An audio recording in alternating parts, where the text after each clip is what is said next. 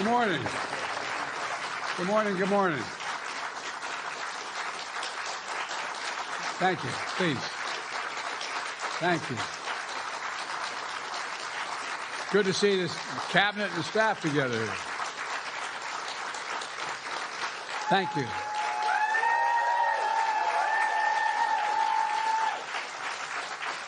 Thank you, thank you, thank you. Please. Thank you, thank you, thank you.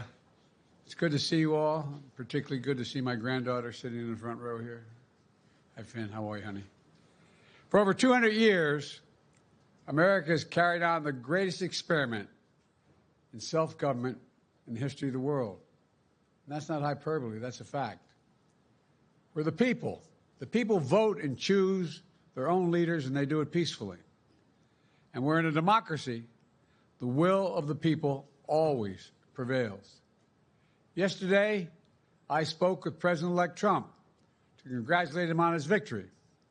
And I assured him that I'd direct my entire administration to work with his team to ensure a peaceful and orderly transition.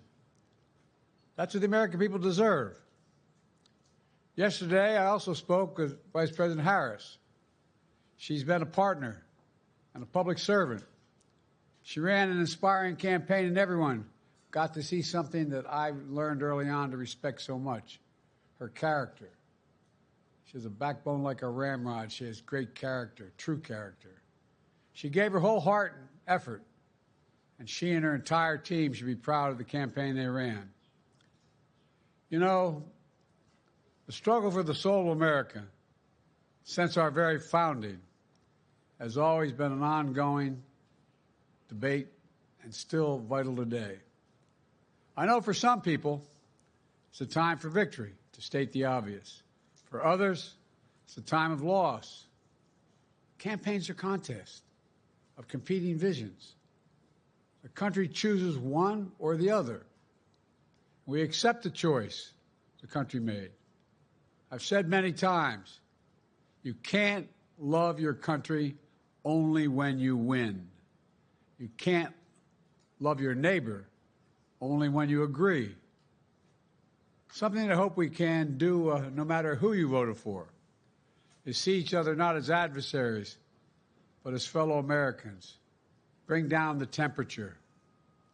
I also hope we can lay to rest the question about the integrity of the American electoral system. It is honest, it is fair, and it is transparent. And it can be trusted, win or lose. I also hope we can restore the respect for all our election workers who busted their necks and took risks at the outset. We should thank them. Thank them for staffing voting sites, counting the votes, protecting the very integrity of the election. Many of them are volunteers who do it simply out of love for their country. And as they did their duty as citizens, I will do my duty as president. I'll fulfill my oath, and I will honor the Constitution. On January 20th, we'll have a peaceful transfer of power here in America. To all our incredible staff, supporters, cabinet members, all the people who have been hanging out with me for the last 40 years, God love you, as my mother would say. Thank you so much. You put so much into the past 4 years. I know it's a difficult time. You're hurting. I hear you and I see you. But don't forget all that we accomplished. It's been a historic presidency. Not because I'm president, because what we've done, what you've done. A presidency for all Americans. Much of the work we've done is already being felt by the American people, but the vast majority of it will not be felt over the next 10 years. We have legislation we passed that's just only now just really kicking in.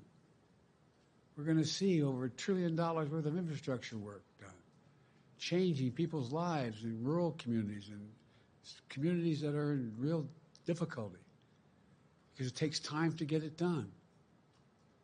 And so much more it's going to take time, but it's there. The road ahead is clear, assuming we sustain it. There's so much we can get done. and will get done based on the way the legislation was passed. And it's truly historic. You know, we're leaving behind the strongest economy in the world. I know people are still hurting, but things are changing rapidly. Together, we've changed America for the better. Now we have 74 days to finish the term, our term. Let's make every day count. That's the responsibility we have to the American people. Look, folks, you all know it in your lives. Setbacks are unavoidable, but giving up is unforgivable. Setbacks are unavoidable, but giving up is unforgivable. We all get knocked down, but the measure of our character, as my dad would say, is how quickly we get back up. Remember, a defeat does not mean we are defeated. We lost this battle. The America of your dreams is calling for you to get back up.